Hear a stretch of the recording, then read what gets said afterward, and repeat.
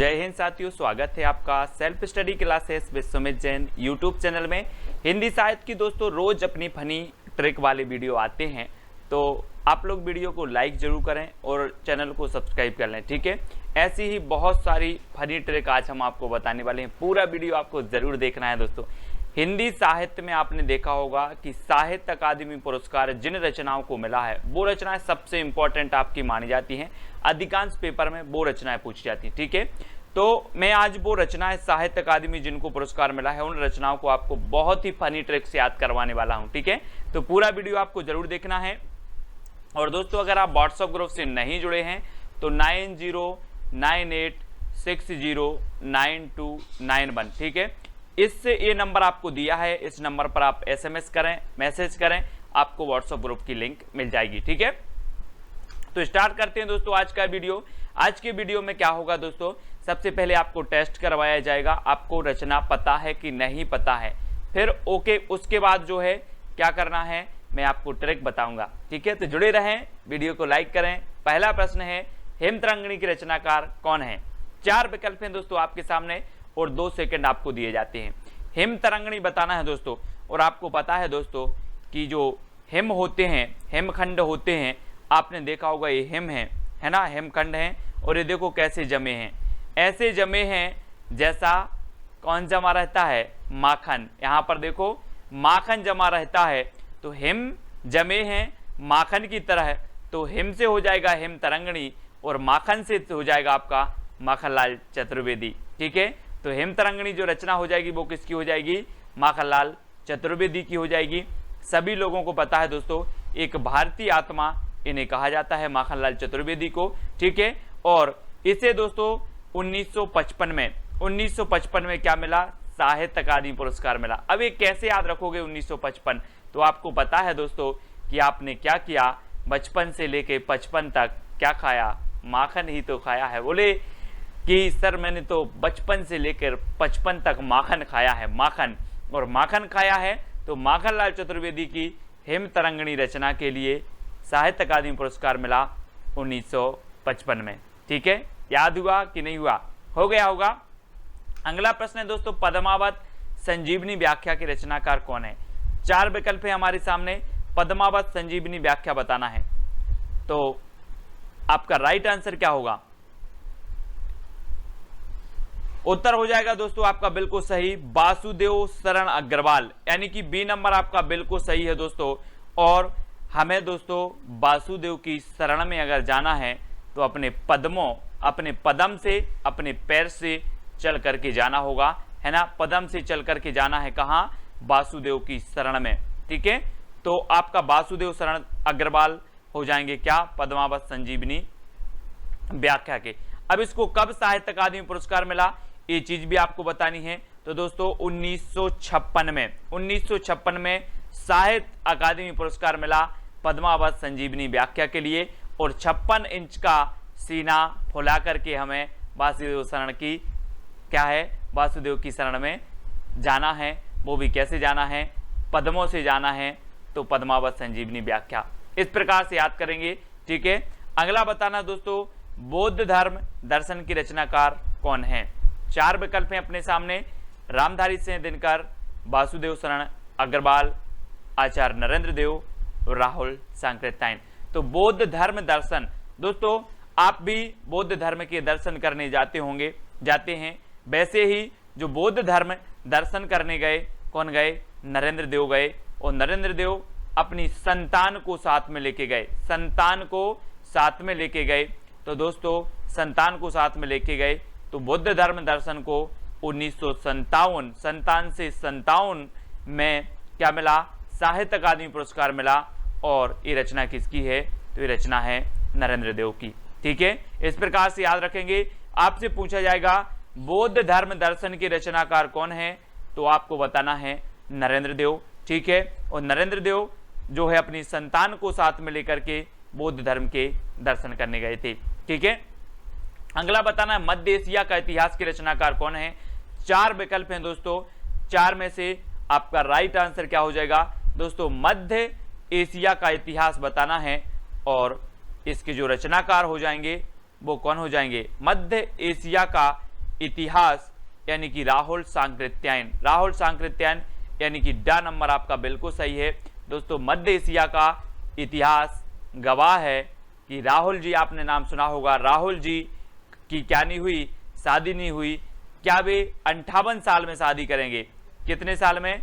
58 साल में शादी करेंगे क्या, है ना। और पूरे मध्य एशिया में घूम आए हैं, लेकिन उन्हें अभी तक क्या नहीं मिली है, कोई अच्छी लड़की नहीं मिली है। राहुल सांकृत्यायन याद रख लेना, ठीक है। तो मध्य एशिया का इतिहास क्या है? राहुल सांकृत्यायन की रचना है और 1958 में इसे साहित्य अकादमी पुरस्कार मिला। तो ये चीज भी आपको याद रखनी है, ठीक है। मध्य एशिया का इतिहास, राहुल सांकृत्यायन, और 1958 में क्या मिल गया? साहित्य अकादमी पुरस्कार मिला। अगला है दोस्तों संस्कृति के 4 अध्याय। ये कौन है? संस्कृति के 4 अध्याय दिन में पढ़ना है या रात में पढ़ना है? तो जल्दी से आप बताएं। संस्कृति के 4 अध्याय दोस्तों हमें दिन में पढ़ना है, इसलिए रचना किसकी हो जाएगी? दिनकर जी की हो जाएगी, ठीक है। दिनकर जी की हो जाएगी। और 59 है ना, 59 याद रख लेना, 59 की है, 1959 की। और याद रखना कि संस्कृति के 4 अध्याय हमें 59 दिन में पढ़ना है। कितने दिन में पढ़ना है? 59 दिन में पढ़ना है। तो 1959 इसको साहित्य अकादमी पुरस्कार मिलेगा 1959 में, और 59 दिन में मिलना है। तो दिनकर इनकी रचना हो जाएगी, दिनकर की रचना हो जाएगी संस्कृति के 4 अध्याय, ठीक है। तो 1959 आपको याद रख लेना है। इस रचना के लिए इन्हें ज्ञानपीठ पुरस्कार मिला है। अगला देखते हैं दोस्तों, कला और बूढ़ा चांद के रचनाकार कौन है? तो बहुत ही बढ़िया रचना है दोस्तों। 4 विकल्प हैं, 4 में से चयन करना है, कला और बूढ़ा चांद। तो आपका राइट आंसर क्या हो जाएगा? किसकी रचना है ये? तो अधिकांश लोगों को पता है कि जो कला और बूढ़ा चांद रचना है ये सुमित्रानंदन पंत की है। किसकी है? सुमित्रानंदन पंत की है। ये चीज आप याद रख लेना, है ना। कला और बूढ़ा चांद के बीच क्या है? सुमित्रा है, यानी कि अच्छे मित्र हैं। कला और बूढ़ा चांद अच्छे मित्र हैं। और इसे कब मिलेगा साहित्य अकादमी पुरस्कार? तो इसे मिला है दोस्तों 1960 में। कब मिला है? 1960। अब दोस्तों जब कोई व्यक्ति 60 साल का हो जाता है तो बूढ़ा कहा जाता है, बूढ़ा, है ना, बूढ़ा चांद, है ना। तो 60 साल का हो गया मतलब वो क्या कहलाने लगता है? अब तो यार बोले हम बूढ़े हो गए हैं, बूढ़े 60 साल के हो गए हैं। तो कला और बूढ़ा चांद ये सुमित्रानंदन पंत की रचना है और 1960 में इसे साहित्य अकादमी पुरस्कार भी मिला है। ये चीज भी आपको याद रखनी है, ठीक है। भूले बिसरे चित्र के रचनाकार कौन है? दोस्तों याद रख लेना है कि हमें भूले बिसरे चित्र जो होते हैं, आपको पता है कि जब हम बचपन में रहते थे और हम भगवती की बहुत आराधना करते थे, भगवती की बहुत आराधना करते थे। अब आपको भूले बिसरे चित्र याद आ रहे कि नहीं आ रहे? आपको आ रहे होंगे कि आप भगवती की क्या करते थे? अगरबत्ती लगाते थे, पूजा करते थे, अर्चना करते थे। याद आ रहे हैं कि नहीं आ रहे? आ रहे हैं। तो भूले बिसरे चित्र किसके? भगवती के, यानी कि भगवती चरण वर्मा, है ना। भूले बिसरे चित्र भगवती के, तो भगवती चरण वर्मा। और इसे साहित्य अकादमी पुरस्कार मिल गया 1961 में, ठीक है। कब मिल गया? 1961। ये चीज आपको याद रख लेना है, 61, ठीक है ना। 61 याद रखेंगे। 1960 में आपकी जो कला और बूढ़ा चांद है इसे साहित्य अकादमी पुरस्कार मिल गया और 1961 में भूले बिसरे चित्र के लिए भगवती चरण वर्मा को मिल गया, ठीक है। अगला बताना दोस्तों, कलम का सिपाही की रचनाकार कौन है? कलम का सिपाही। तो 4 विकल्प हैं दोस्तों, आपका बिल्कुल सही आंसर क्या हो जाएगा? आपने देखा होगा दोस्तों कि जो कलम से लिख गया एक बार, कलम से एक बार लिख गया वो क्या हो जाता है? बोले अमर हो गया। कलम से लिख गया मतलब अमर हो गया। तो कलम का सिपाही कौन होगा? अमर हो गया तो अमृत राय, अमृत राय का है, ठीक है। अमृत राय की रचना है कलम का सिपाही और इसे 1963 में साहित्य अकादमी पुरस्कार मिला, ठीक है। तो ये चीज आपको याद रखनी है कि कलम का सिपाही जो रचना है ये दोस्तों अमर हो गई। कलम से जो लिख गया वो अमर हो गया तो अमृत राय, ठीक है। और अमृत कितने लोग पिएंगे? 63 लोग पिएंगे। कितने लोग? 63। आपने पढ़ा होगा 63 सलाह का पुरुष, पढ़े हैं। पुष्पदंत की रचना है एक महापुराण, महापुराण में 63 सलाह का पुरुषों का वर्णन किया गया है। और कलम का सिपाही अमृत राय की पुस्तक है दोस्तों। और अमृत 63 पुरुष पिएंगे, कौन पूछेंगे 63, तो 1963 में इसे साहित्य अकादमी पुरस्कार मिला है। ये चीज आपको याद रखनी है, ठीक है। अगला है दोस्तों आंगन के पार द्वार के रचनाकार कौन है। दोस्तों आंगन के पार द्वार, आंगन में जो द्वार रहता है उसके आप आर पार कितनी बार हुए आपको पता है क्या।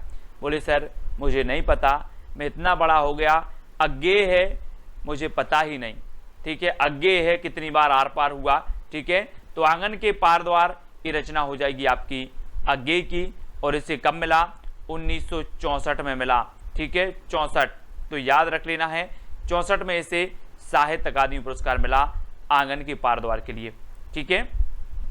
याद रखेंगे कि सर मैं 64 साल का हो गया, मैं 64 साल का हो गया, आंगन के पार द्वार आर पार कितनी बार गया, अज्ञेय है, मुझे ज्ञात नहीं है। कितने साल के हो गए आप, 64 साल के हो गए, है ना। आंगन के आर पार गए, कितनी बार गए, अज्ञेय, ठीक है। इस प्रकार से याद रखेंगे। रस सिद्धांत के रचनाकार कौन है, अज्ञेय, नगेंद्र, जैनेन्द्र या फिर अमृत राय। तो रस सिद्धांत की हमें बताना है दोस्तों। अब वो रस सिद्धांत नहीं समझ लेना कि जो रस सिद्धांत भरत मुनि ने दिया था, लेकिन ये रस सिद्धांत रचना है।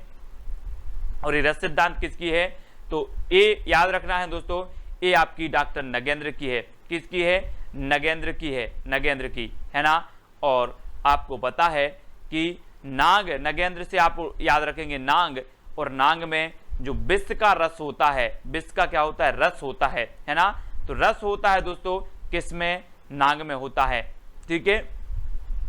कौन सा होता है, विष का रस होता है। और 1965 में जो है क्या मिला आप इन्हें, साहित्य अकादमी पुरस्कार मिला। या फिर ऐसे भी याद रख लेंगे कि नांग पंचमी को हम नांग को रस पिलाते हैं, है ना। याद रख लेना, नांग को रस पिलाते हैं। तो रस सिद्धांत डॉक्टर नगेंद्र की है, और 1965 में जो है इसे क्या मिला, साहित्य अकादमी पुरस्कार मिला। तो सभी लोग याद रखेंगे, है ना। और डॉक्टर नगेंद्र हैं दोस्तों, तो डॉक्टर नगेंद्र कैसे हैं, बहुत बुजुर्ग हैं, बोले बहुत बुजुर्ग हैं, 65 साल के हैं, लगभग 65 साल के, है ना। तो 1965 डॉक्टर नगेंद्र की रचना रस सिद्धांत के लिए क्या मिल गया, साहित्य अकादमी पुरस्कार मिल गया। मुक्तिबोध के रचनाकार कौन है, मुक्तिबोध के बताना है दोस्तों। और आपको पता है कि जो जैन लोग होते हैं, जैन लोग बोलते हैं कि हमें मुक्ति मिल जाए, हंसते हंसते हुए मुक्ति मिल जाए, है ना। इस संसार के सुख दुख से मुझे कुछ नहीं लेना देना, मुझे मुक्ति मिल जाए, इस संसार से मुक्ति मिल जाए। कौन लोग बोलते हैं, जैन लोग, है ना, यही बोलते हैं। महावीर भगवान ने कहा है कि शरीर का कल्याण मत करो, आत्मा का कल्याण करो, आत्मा की मुक्ति करो, है ना। तो मुक्तिबोध जैनेन्द्र कुमार की रचना है। और दोस्तों 1966 में इसे क्या मिला, 1966 में मिल गया दोस्तों, क्या मिल गया, यानी साहित्य अकादमी पुरस्कार मिल गया। और दोस्तों याद रख लेना, ये आपकी है मुक्तिबोध की। और 66 मतलब क्या हो जाएगा, अगर किसी को बहुत अच्छे से मुक्ति मिल जाती है, मोक्ष मिल जाता है, मतलब वो क्या लग गया दोस्तों, डबल छक्का, है ना। आप जैसे 6 लगता है मैच में और खुश होते हो, ऐसे ही अगर किसी को अच्छी मुक्ति मिल जाए, है ना, तो वो डबल छक्का हो जाएगा, है ना, डबल खुशी आपको मिल जाएगी, है ना। 6 तो 1966 याद रखेंगे। 1966 मुक्तिबोध को, जैनेन्द्र कुमार की मुक्तिबोध रचना को साहित्य अकादमी पुरस्कार मिला। अमृत और विष के रचनाकार कौन है, तो अमृत और विष आपको पता है दोस्तों, ये यहाँ पर आया है अमृत, और यहाँ पर भी हम देख रहे हैं अमृत। तो अमृत और विष के रचनाकार कौन होंगे, अमृतलाल नांगर, ठीक है।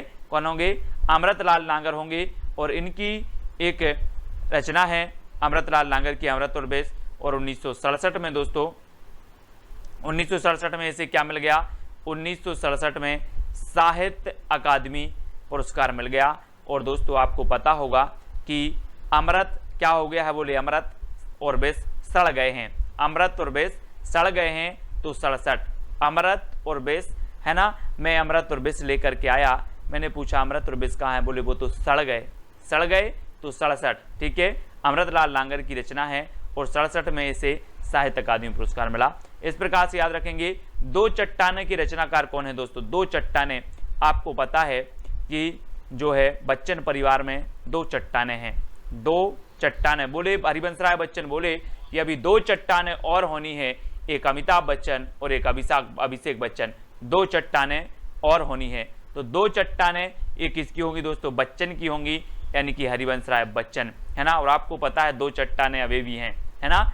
और दोस्तों इसको कब मिला, तो 1968 में मिला, 1968 में मिला, ठीक है। और आपको पता है कि जो चट्टानें होती हैं वो बिल्कुल अड़ी रहती हैं, अड़ग रहती हैं, है ना। कौन, चट्टानें कैसी रहती हैं, अड़ग रहती हैं, अड़ी रहती हैं। अड़ी से आपका उत्तर हो जाएगा 68, अड़ा रहता है। बोले वो चट्टान ऐसा है, वो चट्टान का जो पर्वत है वो ऐसा है कि वो अड़ा रहता है, तो 68। 2 चट्टानें हरिवंश राय बच्चन और अड़ी रहती हैं, तो 68, 1968 आपका बिल्कुल सही होगा। राग दरबारी के रचनाकार बताना है दोस्तों। मैंने कई बार बताया है कि राग दरबारी, दरबार में कौन बैठा है, बोले मेरा लाल बैठा है ना। भारत माता बोलती है कि मेरे दरबार में मेरा लाल बैठा है, मतलब वीर सपूत बैठे हैं मेरे लाल, है ना।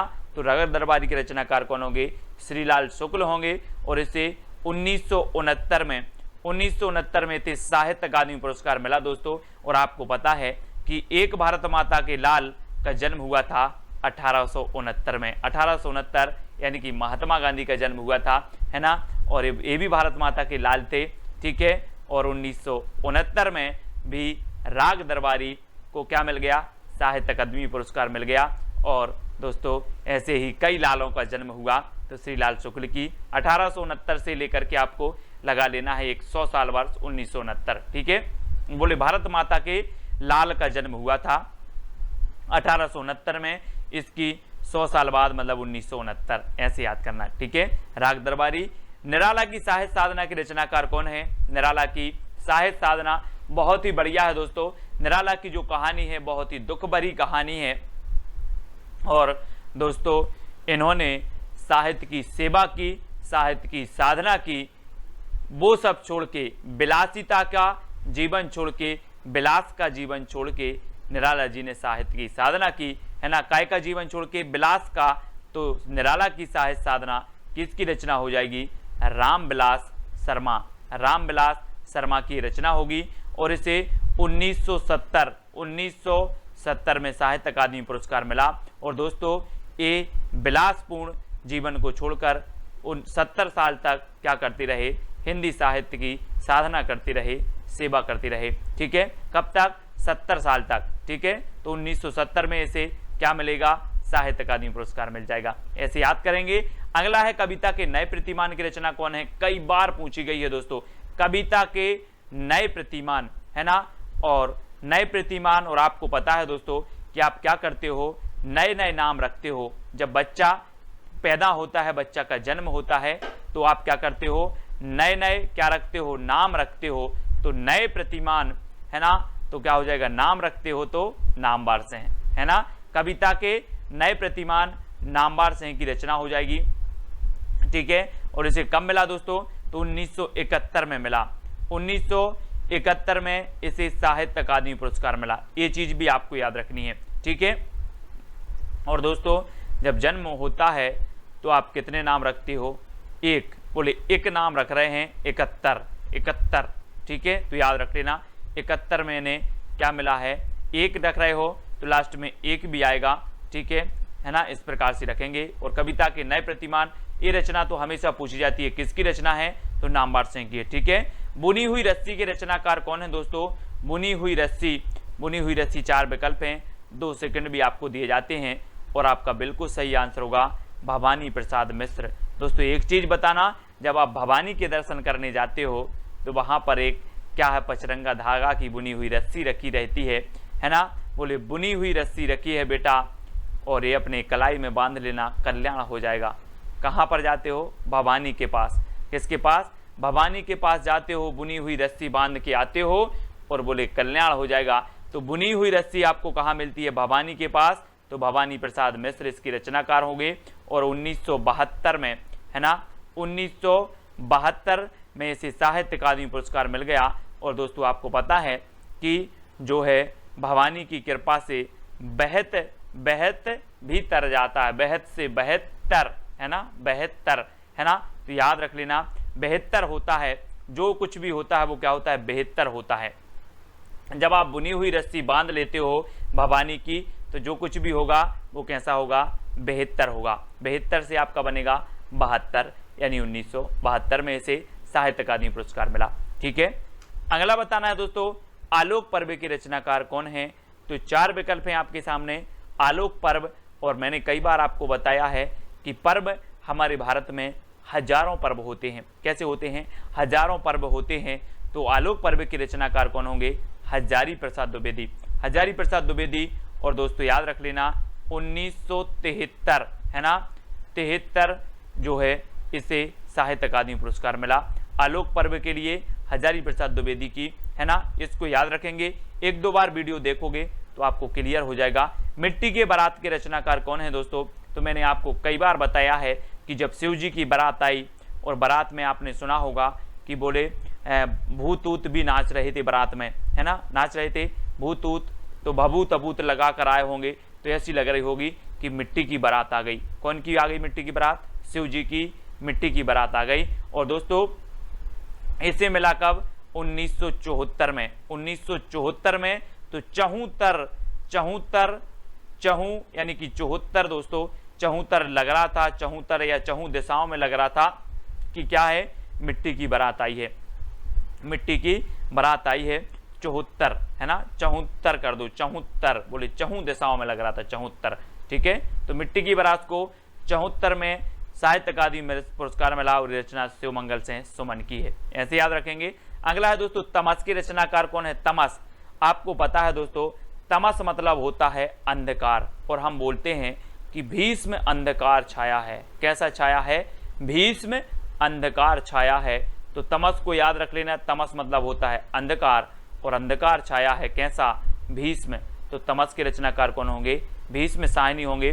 ठीक है, और 1975 में दोस्तों, 75 में क्या मिल गया, 75 में ने साहित्य अकादमी पुरस्कार मिल गया दोस्तों। और एक चीज़ और बताना कि जब व्यक्ति 75 साल का हो जाता है ना, तो उसे अंधकार लगने लगता है ना, जीवन अंधकारमय लगने लगता है, और अपने जो है शांति के मार्ग को खोजता है और कल्याण के मार्ग को खोजता है ना। तो क्या लगता है, अंधकारमय लगता है 75 की साल के बाद। तो तमस के रचनाकार हैं भीष्म साहनी, यानी बी नंबर आपका बिल्कुल सही हो जाएगा। और 1975 में से साहित्य अकादमी पुरस्कार मिला दोस्तों। जहां जैसी ट्रिक निकली बताने का प्रयास किया है, नॉर्मल भी ये भी आप याद रख सकते हो, लेकिन इन रचनाओं को याद रख लेना सबसे पहली प्राथमिकता आपकी बनती है। ठीक है दोस्तों, आज को आपको बताना है तेरी मेरी उसकी बात की रचनाकार कौन है। बहुत ही बढ़िया रचना है, कई बार पूछी जा चुकी है दोस्तों। तेरी मेरी उसकी बात, है ना, अपन बोलते हैं ना कि तेरी मेरी उसकी बात किसी को नहीं बताना। क्या बोलते हैं अपन, तेरी मेरी उसकी बात किसी को नहीं बताना। लेकिन मैं आपसे बोल रहा हूं कि अपने एक ग्रुप है, ग्रुप एडमिन है, यस करके है, यस नाम है उनका। और तेरी मेरी उसकी बात किसको नहीं बताना, यस को नहीं बताना, यस को। ठीक है, याद रखेंगे। आ नंबर आपका बिल्कुल सही है, हमेशा आपकी मदद करते हैं पीडीएफ और हर एक चीज में, यस। तो तेरी मेरी उसकी बात किसको नहीं बताना, यस को नहीं बताना। मतलब इसकी रचनाकार कौन होंगे, यशपाल। ठीक है, यशपाल, यानी कि जो आ नंबर है वो आपका बिल्कुल सही हो जाएगा दोस्तों। और इसको जो साहित्य अकादमी पुरस्कार मिला वो मिला 1976 में। 1976 में इस रचना के लिए क्या मिला, साहित्य अकादमी पुरस्कार मिला। ठीक है, तो याद रख लेना, तेरी मेरी उसकी बात यस को नहीं बताना। और 1976 में इसे साहित्य अकादमी पुरस्कार मिला। और कब तक नहीं बताना, 76 साल तक नहीं बताना। ठीक है, तो 1976 आपका हो जाएगा साहित्य अकादमी। अगला बताना है दोस्तों, चुका भी नहीं हूं मैं। चुका भी नहीं हूं मैं की रचनाकार कौन है। थोड़ी सी इमेज दी है, अगर आप समझ सको कुछ तो बता दोगे। 4 विकल्प हैं, 2 सेकंड। आपको पता है दोस्तों, आपको पता है कि जब शेर और हिरन क्या करते हैं, साथ साथ दौड़ते हैं एक दूसरे को, मतलब जो शेर है वो हिरन को पकड़ता है, और हिरन कई बार आपने देखा होगा कि क्या करती है, निकल जाती है और शेर चूक जाता है ना। लेकिन शेर देखता है आजू बाजू, बोले अभी चूका नहीं हूं मैं, चूका भी नहीं हूं, अभी चूका भी नहीं हूं। तो शेर बोलता है चूका भी नहीं हूं। तो इस जो रचना है वो किसकी हो जाएगी, शमशेर बहादुर जी की। ठीक है, याद रखना दोस्तों, इन्हें कवियों का कवि भी कहा जाता है, शमशेर बहादुर साहब को। और ये क्या करते हैं, हिरन और शेर साथ साथ दौड़ते हैं, साथ साथ दौड़ते हैं तो 1977 में इसे इस रचना के लिए साहित्य अकादमी पुरस्कार मिला। तो साथ साथ से याद रख लेना, है ना। और शेर क्या बोल रहा है कि चूका भी नहीं हूं अभी, दूसरा हिरन देख लेंगे, ठीक है। तो शमशेर बहादुर यानी 12 नंबर आपका बिल्कुल सही हो जाएगा। अगला बताना है दोस्तों, उतना बस सूरज हूं की रचनाकार कौन है? उतना बस सूरज हूं। 4 विकल्प हैं, 4 में से आपको उत्तर बताना है और आंसर आपका क्या हो जाएगा? उतना बस सूरज हूं। तो हम क्या बोलते हैं दोस्तों, जो उभरता हुआ सितारा होता है, जो भारत का भूषण होता है, वो हम बोलते हैं कि आप तो हमारे भारत के क्या हो? सूर्य हो, सूर्य पुत्र हो। तो उतना बस सूरज हूं क्योंकि आप क्या हो? भारत भूषण हो, भारत भूषण। तो ये भारत भूषण अग्रवाल की रचना है, इसको ऐसे याद करेंगे दोस्तों, ठीक है। बहुत ही बढ़िया है, उतना बस सूरज हूं, भारत भूषण अग्रवाल, ठीक है। और इसे 1978 में दोस्तों, 1978 में क्या मिला? साहित्य अकादमी पुरस्कार मिला। तो याद रख लेना, उतना बस सूरज हूं, भारत भूषण अग्रवाल। अगला है कल सुनना मुझे। कल सुनना मुझे के रचनाकार कौन है? अब दोस्तों एक चीज बताना, मैं अगर आपसे बोलूं कि आज तो आप लोग सुनते नहीं हो मुझे, जब मैं धूल में मिल जाऊंगा तो कल सुनना मुझे। काय में मिल जाऊंगा? धूल में मिल जाऊंगा तो कल सुनना मुझे। तो इसके जो लेखक होंगे वो कौन होंगे? कौन होंगे? कल सुनना मुझे जब धूल में मिल जाऊंगा, तो आपका उत्तर होगा धूमिल, है ना। धूमिल, कल सुनना मुझे धूमिल की रचना है ना। और इसे कब मिला? 1979 में दोस्तों, 1979 में इसे साहित्य अकादमी पुरस्कार से नवाजा गया। ये चीज भी आपको याद रखनी है, ठीक है। अब मैं आपसे कभी भी पूछूंगा कल सुनना मुझे जब धूल में मिल जाऊंगा, तो धूमिल, ठीक है। धूमिल यानी डी नंबर आपका बिल्कुल सही हो जाएगा। अगला है दोस्तों जिंदगी नामा जिंदा रुख। कई बार पूछी गई ये रचना, और आपको पता है दोस्तों कि हम जब हिंदी साहित्य में पढ़ते हैं तो मीराबाई को जरूर पढ़ते हैं, मीराबाई को पढ़ते हैं, है ना। और मीराबाई को जब हम पढ़ते हैं तो इनके बारे में सिर्फ इतना ही कहा जाता है कि इन्होंने अपनी जिंदगी कृष्ण के नाम कर दी। किसके नाम कर दी? कृष्ण के नाम कर दी। जिंदगी नामा जो रचना होगी वो किसकी होगी? जिंदगी नाम कर दी किसके? कृष्ण के। तो कृष्णा सोबती, है ना। जिंदगी नामा जिंदा रुख ये कृष्णा सोबती की है, क्योंकि जिंदगी नाम कर दी साहब, है ना, कृष्ण के। तो कृष्णा सोबती आ नंबर आपका बिल्कुल सही है। और 1980 में दोस्तों, 1980 में क्या मिला? क्या मिला? यानी साहित्य अकादमी पुरस्कार मिला जिंदगी नामा जिंदा रुख के लिए, ठीक है। याद रख लेना, मैं कभी भी पूछूं जिंदगी नामा के रचनाकार कौन है, आप बता दोगे सर जिंदगी नाम कर दी कृष्ण के, ठीक है। तो कृष्णा सोबती, है ना। अगला बताना ताप के ताए हुए दिन। दोस्तों दिन बहुत सारे आते हैं, सुख के दिन आते हैं, दुख के आते हैं। वैसे ही ताप के ताए हुए दिन आए हैं, और आप ताप के ताए हुए दिन कैसे देख रहे हो? अपने लोचन से देख रहे हो। यहाँ पर देखो ये लोचन है ना।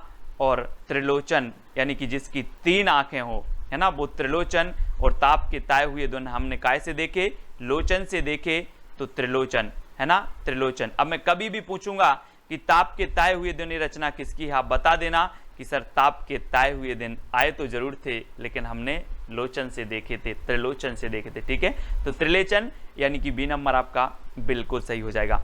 अगला देखें विकलांग श्रद्धा का दौर के रचनाकार कौन है?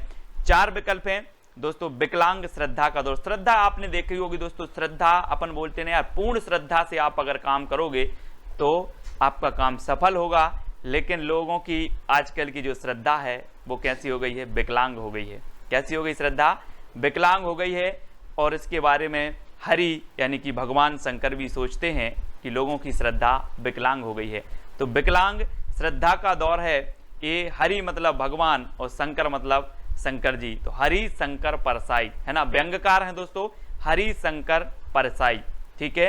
हरि के प्रति, शंकर के प्रति लोगों की श्रद्धा विकलांग होती जा रही, इसलिए बहुत सारे क्या है संकट आ रहे हैं। श्रद्धा बना के रखो, श्रद्धा को क्या नहीं करना? विकलांग नहीं करना। तो विकलांग श्रद्धा का दौर हरि शंकर परसाई, ठीक है, ऐसे याद रखेंगे। और दोस्तों इसे 1982 में क्या मिला? साहित्य अकादमी पुरस्कार मिला। साहित्य अकादमी पुरस्कार मिला 1982 में। और ये ताप के ताए हुए दिन के लिए मिला 1981 में। ये चीज भी आपको याद रखनी है, ठीक है। ताप के ताए हुए दिन लोचन से देखे और 81 जो है बार देखे, है ना। और 1981 इसका रचना साहित्य अकादमी पुरस्कार मिला। और ये विकलांग श्रद्धा का दौर, हरिशंकर परसाई व्यंग्यकार हैं, 1982 में से साहित्य अकादमी पुरस्कार मिला दोस्तों। अब दोस्तों खूंटियों पर टंगे लोग, खूंटियों पर टंगे लोग, अब ऐसा नहीं लग रहा कि खूंटियों, अगर खूंटी होती तो एक व्यक्ति, और खूंटियों पर यानी कि बहुत सारे लोग खूंटियों पर टंगे हैं। अब बहुत सारे लोग टंगे हैं तो हमें क्या करना पड़ेगा, सर्वे करना पड़ेगा, सर्वे कि यार कितने लोग टंगे हैं ऐसे खूंटियों पर। तो खूंटियों पर टंगे लोगों का क्या करना है, सर्वे करना है। तो इसके लेखक कौन होंगे, सर्वेश्वर दयाल सक्सेना। कौन होंगे, सर्वेश्वर दयाल सक्सेना। अब मैं कभी भी आपसे पूछूंगा कि खूंटियों पर टंगे लोग किसकी रचना है, तो आप बोलोगे सीधा सीधा कि सर खूंटियों पर लोग टंगे हैं तो इनका सर्वे करना है, यानी कि सर्वेश्वर दयाल सक्सेना, यानी डी नंबर आपका बिल्कुल सही होगा। और इसे 1983 में साहित्य अकादमी पुरस्कार मिला। और आपने सर्वे किया तो कितने लोग टंगे थे, 83 लोग टंगे थे। कितने, 83। तो 1983 में से साहित्य अकादमी पुरस्कार भी मिल गया, खूंटियों पर टंगे लोग, है ना। अगला है लोग भूल गए हैं, लोग भूल गए हैं किसे, पहले बोलते थे रघुवीर सहाय करना, राम सहाय करना, आज तो लोग भूल गए हैं रघुवीर को, है ना।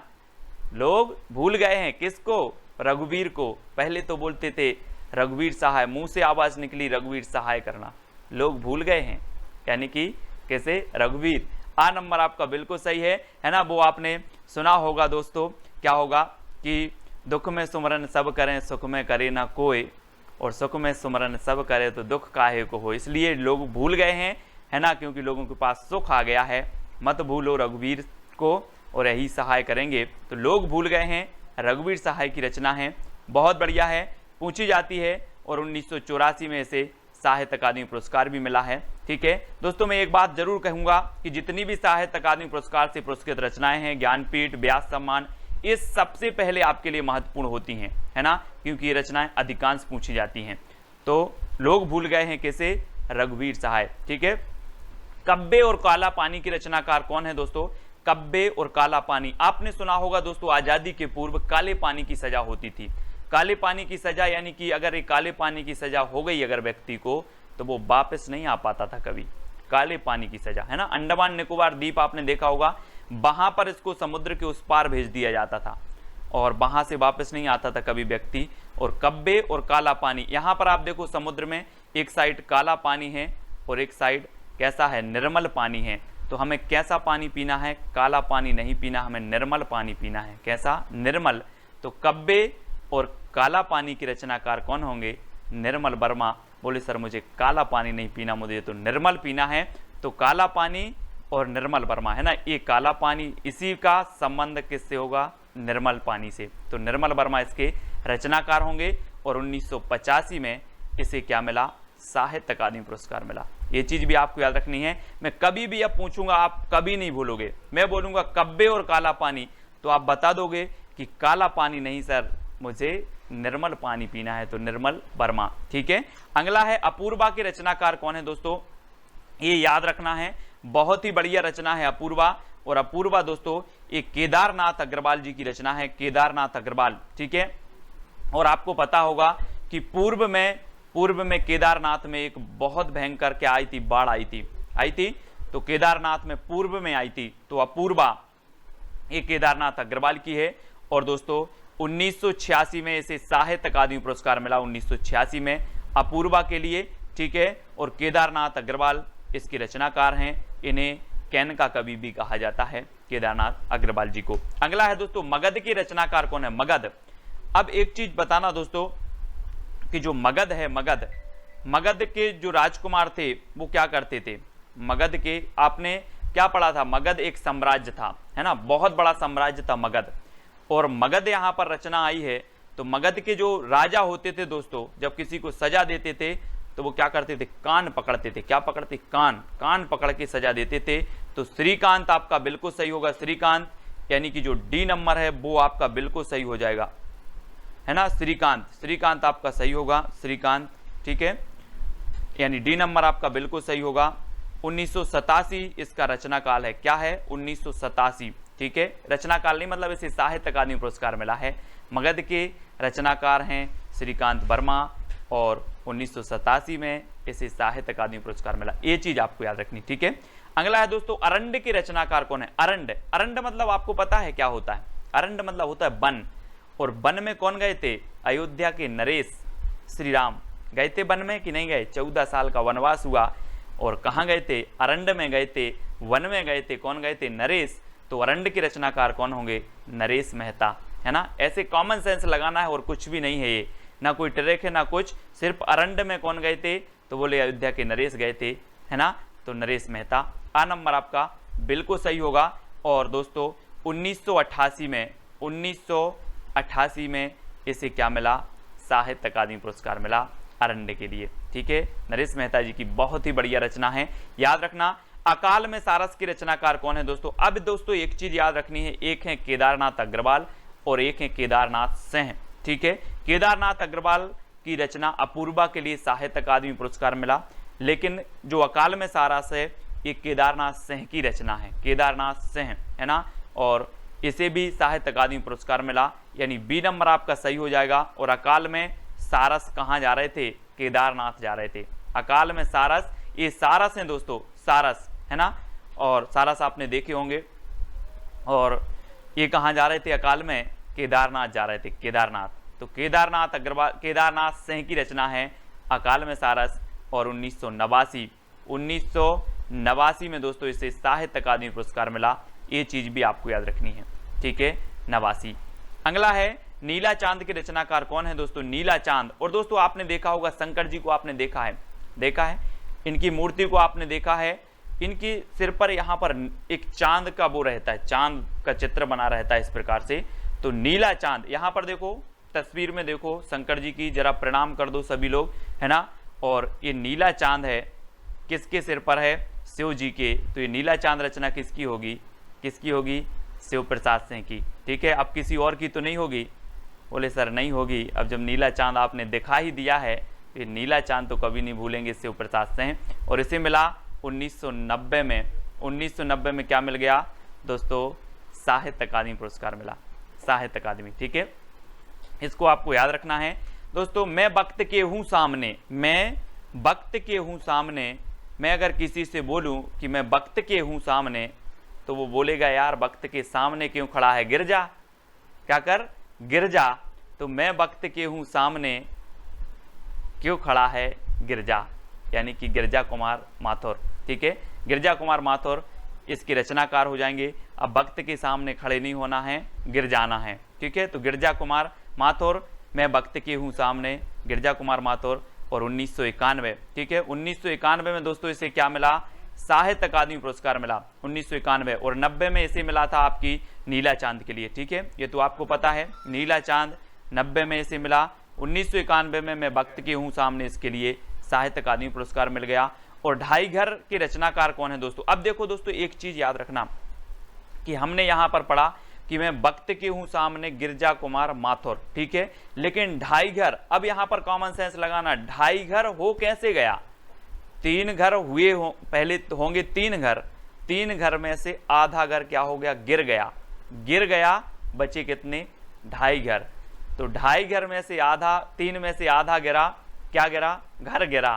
तो कौन होंगे? गिरा तो गिरिराज किशोर, है ना। गिरिराज किशोर बोले आधा घर गिर गया है, गिर गया है तो गिरिराज किशोर, ठीक है। बचे कितने घर? ढाई घर।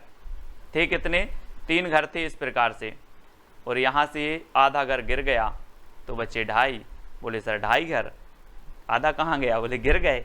तो गिरिराज किशोर, यानी आ नंबर आपका बिल्कुल सही होगा। ढाई घर के रचनाकार गिरिराज किशोर। और 1992 में इसे क्या मिल गया? साहित्य अकादमी पुरस्कार मिल गया। बहुत ही बढ़िया, कई बार पूछी गई है। अब आप कभी नहीं भूलोगे, आप तो वीडियो देखकर भूल जाना वीडियो को।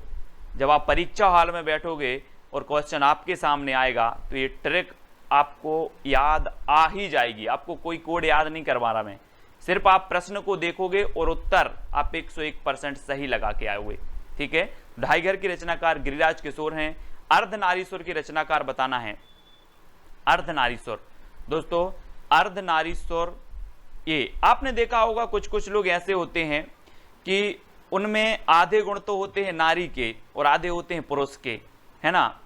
अब बोले सर बोले यार आधे गुण आप में नारी के आधे पुरुष के हैं, ये कैसा हुआ? अरे बोले अब विष्णु जी हैं सृष्टि के रचयिता, जैसा बनाया भगवान ने वैसा है ना। तो किसने बनाया सृष्टि को? विष्णु जी ने। अब भगवान ने जैसा बनाया यानी कि अर्धनारीश्वर बनाया, तो अर्धनारीश्वर हैं यानी कि विष्णु प्रभाकर। ठीक है, विष्णु प्रभाकर। बी नंबर आपका बिल्कुल सही हो जाएगा। ठीक है, बहुत सारी धारणाएं हैं दोस्तों इस सृष्टि के बारे में, है ना, बहुत सारी हैं। पृथ्वी की रचना कैसे हुई, धार्मिक मान्यताएं हैं, वैज्ञानिक मान्यताएं हैं, सारी मान्यताएं अलग अलग हैं। ठीक है, फिलहाल हमें सिर्फ याद करने का ये माध्यम है ना, और याद अपन करते रहते हैं। कहीं नहीं बहीं की रचनाकार कौन है? दोस्तों अब ये रचना है कहीं नहीं बहीं। अब बोले सर ऐसे कैसे याद होगी? ये होगी कैसे याद होगी? 4 विकल्प हैं, 2 सेकंड आपको दिए जाएंगे। कहीं नहीं बहीं, जब सीता जी का हरण हो गया दोस्तों, तो इन्होंने कहा था कि हमें कहीं नहीं, हमें वहीं बैठना है। कहाँ? अशोक के वृक्ष के नीचे। कहीं नहीं वहीं, तो कहीं नहीं वहीं के रचनाकार कौन होंगे? अशोक वाजपेयी। कौन होंगे? अशोक वाजपेयी, क्योंकि सीता जी ने कहा कि हमें कहीं नहीं वहीं बैठना है। जो शोक को हरता है वो क्या है? अशोक वृक्ष, और अशोक के नीचे बैठना है हमें, कहीं नहीं वहीं यानी कि अशोक के वृक्ष के। तो अशोक वाजपेयी इसके रचनाकार होंगे, और 1994 में इसे साहित्य अकादमी पुरस्कार मिला। बहुत ही बढ़िया रचना है, आप कभी नहीं भूलोगे। बोले कहीं नहीं वहीं, कहाँ? अशोक के वृक्ष के नीचे। ये यहाँ पर देखो चित्र में जरा, ये हनुमान जी आए हैं और सीता जी अशोक के वृक्ष के नीचे बैठी। बोले हमें कहीं नहीं जाना, हम तो वहीं जाना, अशोक के वृक्ष के नीचे। ठीक है, तो इस प्रकार से याद रखेंगे, है ना। कोई दूसरा नहीं की रचनाकार कौन होंगे? कोई दूसरा नहीं, है ना। कभी कभी ऐसा होता है दोस्तों, कैसा होता है? बोले कोई दूसरा नहीं, हमें तो कौन चाहिए? कुंवर चाहिए, कुंवर, है ना। कुंवर किसको बोलते हैं? आप लोग पढ़ते होंगे, कुंवर किसको बोलते हैं? बोलते होंगे, है ना। तो कभी कभी ऐसा होता है हमें कोई नहीं चाहिए, हमें सिर्फ कुंवर चाहिए। क्या चाहिए? कुंवर। तो कुंवर नारायण, कुंवर नारायण यानी कि जो आ नंबर है वो आपका बिल्कुल सही होगा। कोई दूसरा नहीं, कुंवर चाहिए, कुंवर आ नंबर। आप लोग अपने अपने हिसाब से याद कर लेना। और 1995 में इस रचना के लिए दोस्तों साहित्य अकादमी पुरस्कार चाहिए। और कितने साल का कुंवर चाहिए? 95 साल का। कितने साल का? 95। ठीक है, तो 95 याद रख लेना। 1995, कुंवर नारायण, कोई दूसरा नहीं, कुंवर चाहिए। 1995 में से साहित्य अकादमी पुरस्कार मिल गया।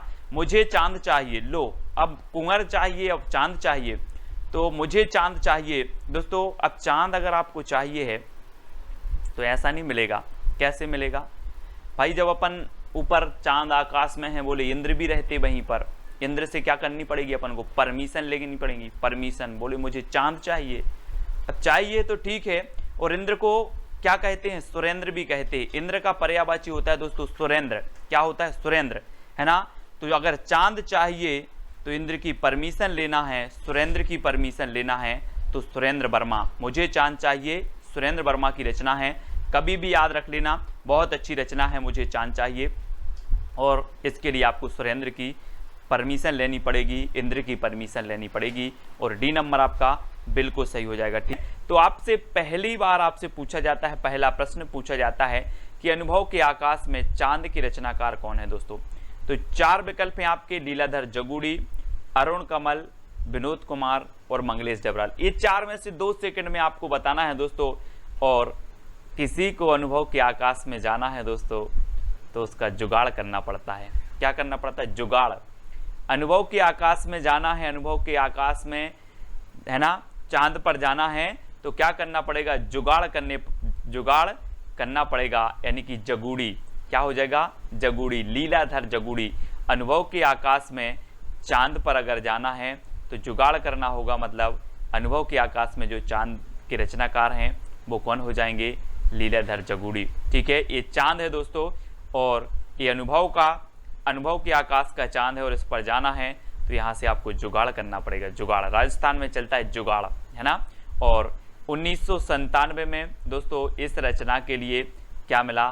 साहित्य अकादमी पुरस्कार मिला है। ठीक है, अब आपकी अगर संतान बोले कि मुझे अनुभव के आकाश में चांद पर जाना है तो आप जुगाड़ कर देना। ठीक है, संतान बोलेगी यानी कि 97। ठीक है, 97 में से साहित्य अकादमी पुरस्कार मिला है। ठीक है, ये चीज याद रखनी है दोस्तों। और अगला है नए इलाके में के रचनाकार कौन है? नए इलाके में दोस्तों अब हमें नए इलाके में कमल खिलाना है। क्या खिलाना है? कमल खिलाना है। तो नए इलाके में की रचनाकार कौन होंगे? अब 2 सेकंड में आप उत्तर बता देना। मैंने थोड़ी सी आपको हिंट दे दी है कि नए इलाके में कमल खिलाना है तो कौन होंगे? अरुण कमल। कौन होंगे? अरुण कमल इसके रचनाकार होंगे। और 1998 में इसे क्या मिलेगा दोस्तों? साहित्य अकादमी पुरस्कार। कब? 1998 में। अब कभी आपसे पूछा जाएगा नए इलाके में, बोले सर कमल खिलाना है, तो अरुण कमल, ठीक है। और 1998 में इसे कौन सा पुरस्कार मिलेगा? साहित्य अकादमी पुरस्कार मिलेगा, ठीक है। तो ये चीज आपको याद रखनी है। दीवार में एक खिड़की की रचनाकार कौन है दोस्तों? दीवार में एक खिड़की, है ना। तो इसको याद करना है कि कोई आपका विनोद नाम का मित्र है और विनोद के दीवार में एक खिड़की है। क्या कहोगे? विनोद के दीवार में एक खिड़की है, यानी कि दीवार में एक खिड़की के रचनाकार होंगे विनोद कुमार शुक्ल, यानी सी नंबर आपका बिल्कुल सही हो जाएगा, विनोद कुमार शुक्ल, दीवार में एक खिड़की, ठीक है। और इसका जो आपका साहित्य अकादमी पुरस्कार मिला वो कब मिला? 1999 में, ठीक है। याद रख लेना दोस्तों, दीवार में एक खिड़की है मतलब काय का फेर है? 99 का फेर है, इसलिए इस खिड़की को बंद करना है, ठीक है। तो दीवार में एक खिड़की, किसकी दीवार में? विनोद की दीवार में एक खिड़की है, मतलब 99 का फेर है। 99 हम बोलते हैं ना यार, 99 का आंकड़ा है। सचिन तेंदुलकर कई बार 99 पे आउट हुआ, 99 का कुछ तो आंकड़ा होगा ना। तो 1999 में इसे साहित्य अकादमी पुरस्कार मिला। ये चीज़ भी आपको देखनी है। अगला है दोस्तों, हम जो देखते हैं वो कैसा होता है? हम जो देखते हैं वो मंगल मंगल होता है ना। तो मंगलेश डबराल जी की रचना है, हम जो देखते हैं वो कैसा होता है? मंगल मंगल देखते हैं, है ना। कभी हमने अमंगल नहीं देखा, हम जो देखते हैं वो मंगल मंगल देखते हैं, और हम जो देखते हैं वो मंगल मंगल हो जाता है। तो हम जो देखते हैं कैसा देखना है? मंगल मंगल देखना है। मंगल मंगल हो जाए तो मंगलेश डबराल, यानी कि जो विकल्प नंबर आपका डी है वो बिल्कुल सही हो जाएगा। और 2000, जी हाँ दोस्तों, 2000 इसका सन है। 2000 में से साहित्य अकादमी पुरस्कार मिलेगा। और दोस्तों आपको कहीं 2000 रुपये मिल जाएं तो आपका तो मंगल मंगल हो जाएगा, है ना। बोले हम जो देखते हैं वो 2000 का नोट देखते हैं, और बोले मंगल मंगल हो जाता है ना। 2000 का नोट मिल जाए तो मंगल मंगल हो जाएगा। मंगल, डी नंबर आपका बिल्कुल सही होगा। कली कथा बाया बाईपास की रचनाकार कौन है दोस्तों? तो बताना है, 4 विकल्प हैं, 4 में से आपको बताना है। कली कथा बाया बाईपास, तो जल्दी से बताना है। ऐसे याद रखेंगे दोस्तों, कैसे याद रखेंगे कि अलका का पलका बाईपास में डला है और वहां पर क्या हो रही है? कथा हो रही है, ठीक है। अलका का पलका बाईपास में डला है और क्या हो रही है? कथा हो रही है। तो कली कथा बाईपास की रचनाकार कौन होंगे? अलका श्रावगी, ठीक है। अब याद रखेंगे, कभी नहीं भूलना है, अलका का पलका कहाँ डला है? बाईपास में, और वहां पर क्या हो रही है? कथा हो रही है। सभी को सुनने जाना है, ठीक है। कली कथा बाया बाईपास अलका श्रावगी की रचना है। और 2001 में कब मिला इन्हें? 2001 में साहित्य अकादमी पुरस्कार मिला है। बहुत ही बढ़िया रचना है दोस्तों, कली कथा बाया बाईपास, ठीक है। तो इस प्रकार से ये तो सिर्फ मात्र याद करने का एक तरीका है, ट्रिक है, जिससे आपके माइंड में सेट हो जाए, ठीक है। बाकी कोई वास्तविकता से लेना देना नहीं रहता अपनी ट्रिक का, ठीक है। तो कली कथा बाया बाईपास की जो रचनाकार हैं वो अलका श्रावगी हैं, इतना आपको याद रखना। 2 पंक्तियों के बीच, दोस्तों आप लोग बोलते हो सर पंक्तियां याद करवा दो, पंक्तियां याद करवा दो, लेकिन मुझे पता है मैं क्यों नहीं करवाता। पंक्तियों में बड़ा जोश होता है। क्या होता है? 2 पंक्तियों के बीच बड़ा जोश होता है। बोलती हैं सर मेरी ट्रिक पहले बनवाओ, वो बोलती है मेरी ट्रिक पहली बनाओ। 2 पंक्तियों के बीच क्या है? जोश है।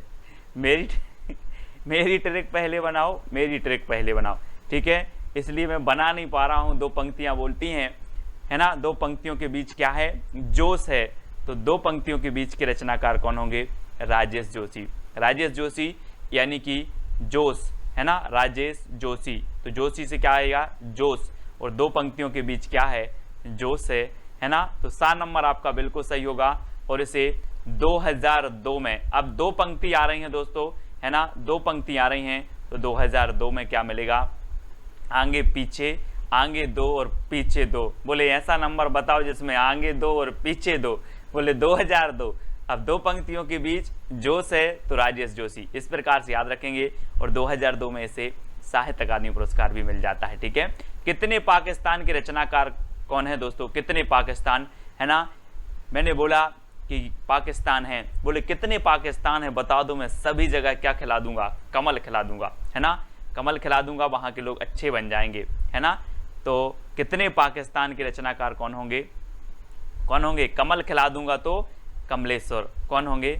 कमलेश्वर, है ना। याद रख लेना, इनकी एक आत्मकथा है दोस्तों। गर्दिश के दिन जब इनकी आत्मकथा पढ़ोगे, इनके बारे में पढ़ोगे तो आपको भी आंसू आ जाएंगे कमलेश्वर के बारे में। इनकी ये रचना है कितने पाकिस्तान, और इसे 2003 में दोस्तों इसे क्या मिला? साहित्य अकादमी पुरस्कार मिला। ठीक है, तो कितने पाकिस्तान के रचनाकार कौन है? बोले सर जितने भी पाकिस्तान हो, कितने पाकिस्तान है सब बता दो, मैं सभी के अंदर संस्कार भर दूंगा, कमल खिला दूंगा वहां पर। ठीक है, तो कमलेश्वर, कमल खिला दूंगा तो कमलेश्वर। ठीक है, अगला है दोस्तों दुष्चक्र में सृष्टा की रचनाकार कौन है? दोस्तों बहुत ही बढ़िया ट्रिक है कि जब दुष्चक्र का क्या आता है, दुष्चक्र का फेर आता है, दुष्चक्र का फेर आता है तो वीरान हो जाता है दोस्तों, है ना। वो जगह वीरान हो जाती है जब दुष्चक्र का फेर आता है। तो दुष्चक्र में सृष्टा की रचनाकार कौन है? दुष्चक्र में सृष्टा की रचनाकार होंगे बीरेन डंगवाल। कौन है? बीरेन डंगवाल। दुष्चक्र, बोले हमारे ऊपर तो क्या चल रहा है? दुष्चक्र चल रहा है और हम तो क्या हो गए? वीरान हो गए, है ना। तो बीरेन डंगवाल, वीरान से हो जाएगा बीरेन डंगवाल। ठीक है, ऐसे याद रखेंगे, है ना। अब आप कभी नहीं भूलेंगे। बोले सर दुष्चक्र की बात कर रहे हो, जब दुष्चक्र का फेर आता है तो लोग वीरान हो जाते हैं, है ना, वो जगह वीरान हो जाती है। और 2004, ठीक है, 2004 याद रख लेना है। 2004 में दुष्चक्र में सृष्टा, और 2004 में आपको पता है दोस्तों कि सुनामी आई थी, और सुनामी आई यानी कि दुष्चक्र, है ना, दुष्चक्र आया और वो जगह ही वीरान हो गई जहां जहां सुनामी आई। ठीक है, तो याद रखेंगे दुष्चक्र जब भी आता है तो वीरान, तो बीरेन डंगवाल की है। और 2004 में सुनामी आई तो 2004 में वीरान हो गए दोस्तों अच्छे अच्छे स्थान। तो 2004 में से साहित्य अकादमी पुरस्कार मिल जाता है किसे? दुष्चक्र में सृष्टा के लिए। ठीक है, अगला है क्याप के रचनाकार कौन है? क्याप, बहुत सारे लोगों को पता है कि क्या आप मनोहर श्याम जोशी हैं? क्या आप मनोहर श्याम जोशी हैं? तो क्या आप, तो क्याप, है ना, क्याप, और आप हैं क्या? मनोहर श्याम जोशी। इनकी रचना है दोस्तों। इसे साहित्य अकादमी पुरस्कार मिला 2005 में। कब मिला? 5 में मिला। ठीक है, तो मनोहर श्याम जोशी 5 लिखना, है ना। 5 में इन्हें क्या मिल गया? क्या मिला, है ना, 2005 में इन्हें साहित्य अकादमी पुरस्कार मिल गया क्याप के लिए। ठीक है, अब संशयात्मा के रचनाकार कौन है दोस्तों? संशयात्मा 4 विकल्प हैं दोस्तों, और आपने देखा होगा दोस्तों बहुत सारे लोगों को क्या होता है? संशय होता है, संशय, है ना। संशय समझते हो? बोले यार मुझे संशय है, लेकिन जो ज्ञानेंद्र पति होते हैं, ज्ञान के पति होते हैं, उनके अंदर कोई संशय नहीं होता। क्या नहीं होता? संशय। यानी कि आपका बिल्कुल सही आंसर हो जाएगा, क्या हो जाएगा? ज्ञानेंद्र पति। संशय आत्मा नहीं होती जो ज्ञान के पति होते हैं, है ना। तो ज्ञानेंद्र पति आपका बी नंबर बिल्कुल सही हो जाएगा। ठीक है, वो आत्मा संशय आत्मा नहीं है जो ज्ञानेंद्र की पति है, ज्ञान की पति है। और बी नंबर आपका, कभी भी अब आपसे पूछेंगे संशय आत्मा के रचनाकार कौन है? बोले संशय उनके मन में नहीं होता जिनके अंदर ज्ञान है, ज्ञान के वो पति हैं, है ना। तो इस प्रकार से याद रखेंगे ज्ञानेंद्र पति की रचना है। और दोस्तों 2006 में क्या मिला? इन्हें साहित्य अकादमी पुरस्कार मिला। ठीक है, तो याद रख लेना, है ना। और जिनमें ज्ञान होता है, क्रिकेट खेलने का जिनमें ज्ञान होता है, वो बिल्कुल बिना संशय के 6 मारते रहते हैं दोस्तों, 6, है ना, 6 बाउंड्री मारते हैं। तो 2006 में इसे क्या मिल जाता है? साहित्य अकादमी पुरस्कार मिल जाता है। ऐसे याद करेंगे। अगला है इन्हीं हथियारों से, इन्हीं हथियारों से क्या बोल देंगे? इन्हीं हथियारों से ना करके हम दोस्तों क्या बोलेंगे? इन्हीं हाथों से, इन्हीं हाथों से क्या हो जाएंगे? अमर हो जाएंगे। इन्हीं हाथों से अमर हो जाएंगे। तो इन्हीं हाथों से ये रचना किसकी होगी? अमर हो जाएंगे तो अमरकांत। ठीक है, इन्हीं हाथों से अमर हो जाएंगे, यानी कि अमरकांत की रचना है। और विकल्प नंबर जो सी है आपका वो बिल्कुल सही हो जाएगा, अमरकांत। ठीक है, इन्हीं हाथों से क्या हो जाएंगे? अमर हो जाएंगे। और 2007 में, है ना दोस्तों, और साथ में अमर होना है ना, सभी को साथ में अमर हो जाना, कोई भाग नहीं जाना, है ना। नहीं तो बोले सर मैं पहले अमर हो जाऊंगा बाद में हो जाना, है ना। साथ में अमर होना है। 2007 में इन्हीं हथियारों के लिए साहित्य अकादमी पुरस्कार मिला। अब आप कभी नहीं भूलोगे, बोले इन्हीं हथियारों से, अच्छा सर ने बताया था इन्हीं हाथों से अमर होना है और साथ में होना है, मतलब 2007 में इस रचना के लिए साहित्य अकादमी पुरस्कार मिल गया। ठीक है, तो याद रखना दोस्तों, कोहरे में कैद रंग, आपने देखा होगा कहीं कहीं गोविंद जी की अगर मूर्ति लगी है और कोहरा छाया है ना, और आपको दर्शन करने हैं तो कोहरे में कैद रंग, कोहरे में रंग कैद हो जाता है और हमें गोविंद जी के दर्शन नहीं हो पाते। तो गोविंद मिश्र की रचना है कोहरे में कैद रंग। फिर आप क्या बोलोगे कि गोविंद जी की जो मूर्ति है कोहरे में कैद रंग हो गई, कोहरे में कैद रंग गोविंद मिश्र, इस प्रकार से याद रखेंगे। ठीक है, और इसे 2008 में क्या मिला दोस्तों, साहित्य अकादमी पुरस्कार मिला। ठीक है, कोहरे में कैद रंग गोविंद मिश्र, है ना, याद रखेंगे गोविंद मिश्र। और अगला है हवा में हस्ताक्षर की रचनाकार कौन है दोस्तों।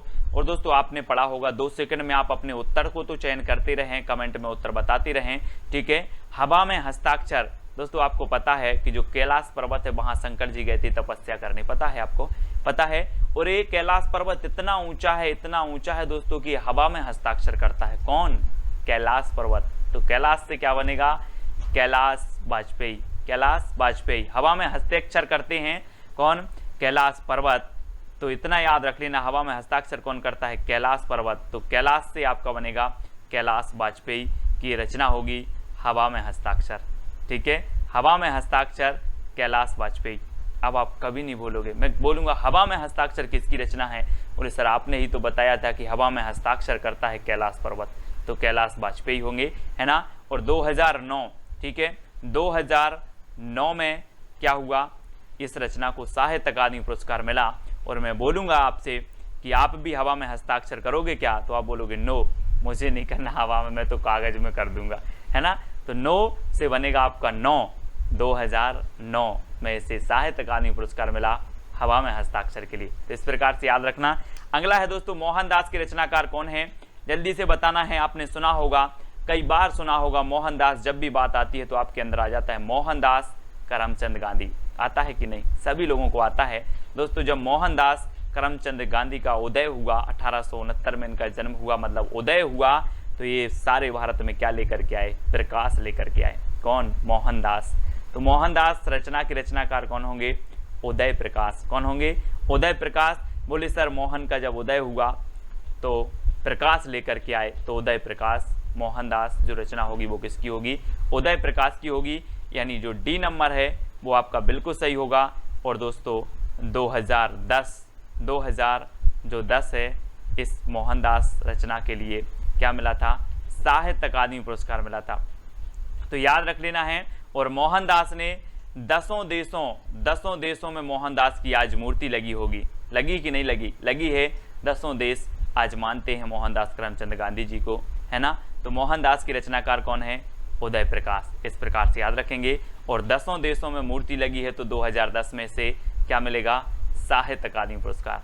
इस प्रकार से जितनी भी साहित्य अकादमी पुरस्कार से पुरस्कृत रचनाएं हैं उनको हम लोग पढ़ते रहेंगे और दोस्तों रटते रहेंगे। अगला क्वेश्चन है, रेहन पर रगदू के रचनाकार कौन है, मनोहर श्याम जोशी, काशीनाथ सिंह, अमरकांत या फिर उदय प्रकाश। रेहन पर रगदू बताना है कौन है, तो जल्दी से आपको बताना है। रेहन पर रगदू बहुत ही बढ़िया रचना है और ये है दोस्तों काशीनाथ सिंह की। किसकी है, काशीनाथ सिंह की रचना है रेहन पर रगदू, याद रखेंगे। और 2011 में दोस्तों क्या मिला, क्या मिला, इसे साहित्य अकादमी पुरस्कार मिला है।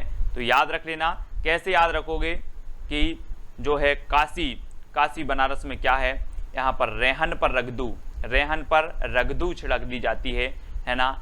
और 2011 में से मिल गया था। इस प्रकार से आप याद कर लेना, रेहन पर रगदू काशी में रेहन पर रगदू, ठीक है, काशीनाथ सिंह। अगला है पत्थर फेंक रहा हूं की रचनाकार कौन है। पत्थर फेंक रहा हूं, कहां फेंक रहे हो, चंद्र के तले, चंद्र के ताले तोड़ना है। काय के ताले तोड़ना है? चांद के ताले तोड़ना है, इसलिए पत्थर फेंक रहा हूं, क्योंकि हमारा मंगल मिशन नहीं पहुंच पाया था, है ना, इसलिए चांद के क्या करना है? ताले तोड़ रहा हूं। पत्थर फेंक रहा हूं किस लिए? चांद के ताले तोड़ने के लिए, क्योंकि हमारा मंगल मिशन पहुंच नहीं पाया था, ताला डले होंगे शायद, है ना।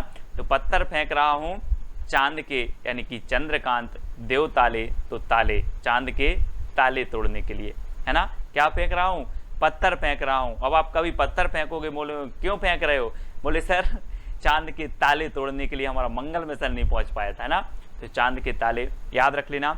और 2012 में दोस्तों, 2012 में क्या हुआ? इसे साहित्य अकादमी पुरस्कार मिला 12 में, ठीक है। और 12 पत्थर इन्होंने फेंके थे, बोले हम 12 पत्थर फेंकेंगे और चांद का ताला टूट जाएगा, ठीक है। तो 2012 में। मिलजुल मन की रचनाकार कौन है दोस्तों? 4 विकल्प हैं, बहुत ही बढ़िया ट्रिक है दोस्तों। जिसका मन मृदुल होता है, कैसा होता है? मृदुल होता है, वो मिलजुल कर रहता है, और जिसका मन कठोर होता है वो मिलजुल कर नहीं रहता, है ना। तो मृदुल मन सभी को बना के रखना है ना, ताकि सभी लोग मिलजुल कर रहें। मिलजुल मन, अब कभी पूछा जाएगा आपसे कि मिलजुल मन जो रचना है वो किसकी है, तो आप बिल्कुल सही बताओगे, मृदुला गर्ग। बोले सर आपने तो बताया था कि मन को मृदुल रखो ताकि सभी लोग कैसे रहें? मिलजुल कर रहें। तो मृदुला गर्ग यानी कि जो सा नंबर है वो आपका बिल्कुल सही होगा। और 2013, है ना, 2013 में से साहित्य अकादमी पुरस्कार मिला, है ना। तो कभी पूछ लेना अपने जितने भी साथी हैं कि तेरा मन मृदुल है कि नहीं। अपने जितने भी साथी हैं, ग्रुप के साथी हैं, जो भी वीडियो हैं, एक दूसरे से पूछ लेना तेरा मन मृदुल है कि नहीं। सर ने तो बोला था कि मृदुल मन करके रखो, है ना, सभी मिलजुल के रहना है। तो तेरा मन मृदुल है कि नहीं, तेरा मन मृदुल है कि नहीं।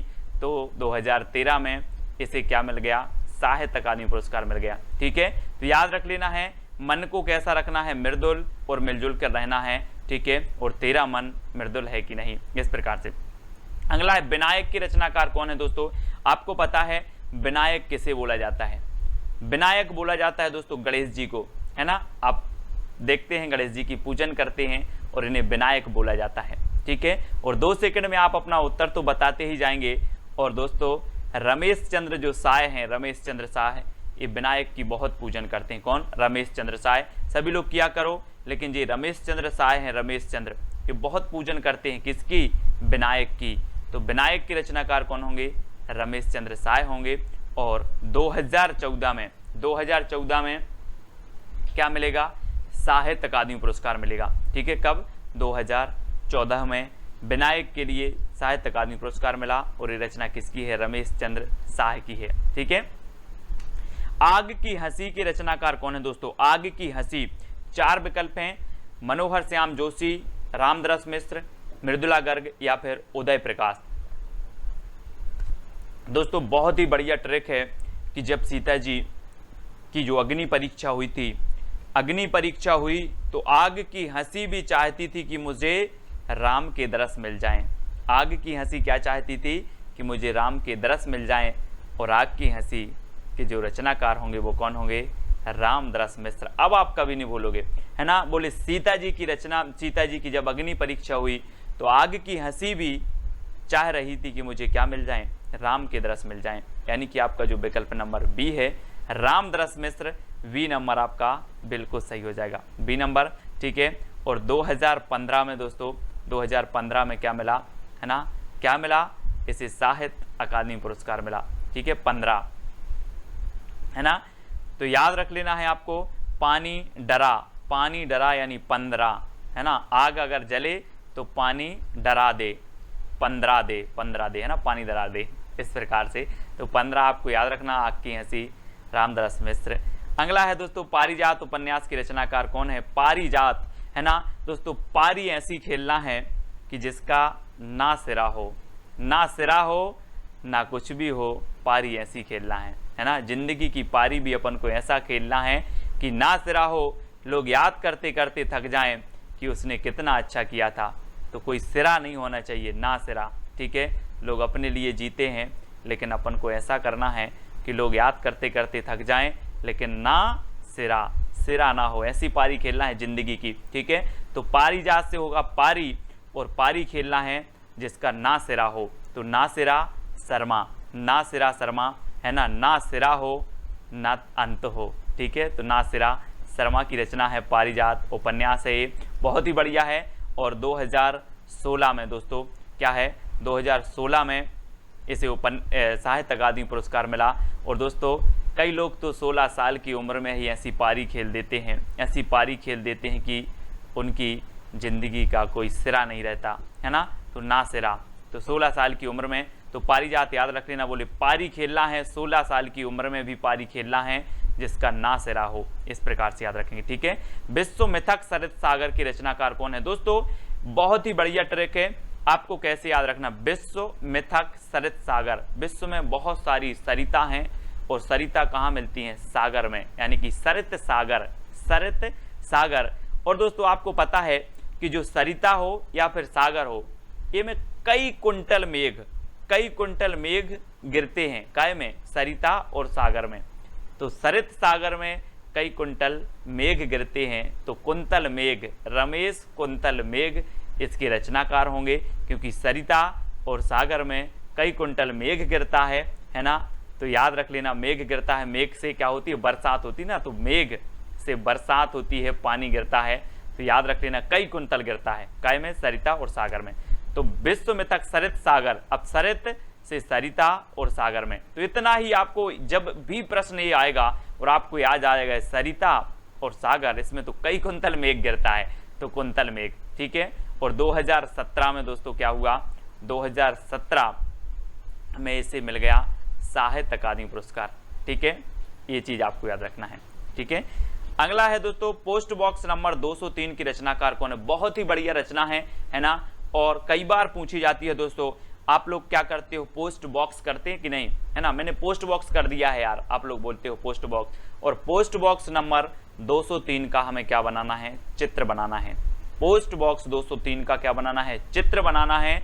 तो पोस्ट बॉक्स नंबर 203 के रचनाकार कौन होंगे, चित्रा मुदगल। यहाँ पर देखो ये पोस्ट बॉक्स नंबर 3 है ना, और ये किसकी है, चित्रा मुदगल की है, और हमें पोस्ट बॉक्स नंबर 203 का क्या बनाना है, चित्र बनाना है, चित्र, तो चित्रा मुदगल, ठीक है। और 2018 में दोस्तों, 2018 में क्या हो गया, इस रचना के लिए साहित्य अकादमी पुरस्कार मिल गया 2018 में, ठीक है। तो इसको याद रखेंगे, बोले पोस्ट बॉक्स नंबर 203 का हमें चित्र बनाना है, तो चित्रा मुदगल 2018 में से साहित्य अकादमी पुरस्कार भी मिल जाएगा। अगला है छीलते हुए अपने को की रचनाकार कौन है, छीलते हुए अपने को, आपको पता है दोस्तों कि किशोर जो होते हैं, किशोर, आपके घर में भी किशोर होते, वो तो छीलते रहते पापा को, 50 का दे दो, 100 का दे दो, छीलते रहते हैं, कौन, किशोर, किशोर, तो नंद किशोर आचार्य, नंद किशोर है ना, नंद होते हैं, बोले मेरा नंद है, छोटा सा नंद है, किशोर है, और वो पापा को क्या कहता है, छीलता रहता है, कभी 50 दे दो, कभी 5 दे दो, कभी 10 दे दो, छीलते हुए अपने को, कौन, किशोर, तो नंद किशोर आचार्य की रचना है ना। और इसे 2019 में दोस्तों क्या मिला, साहित्य अकादमी पुरस्कार मिला।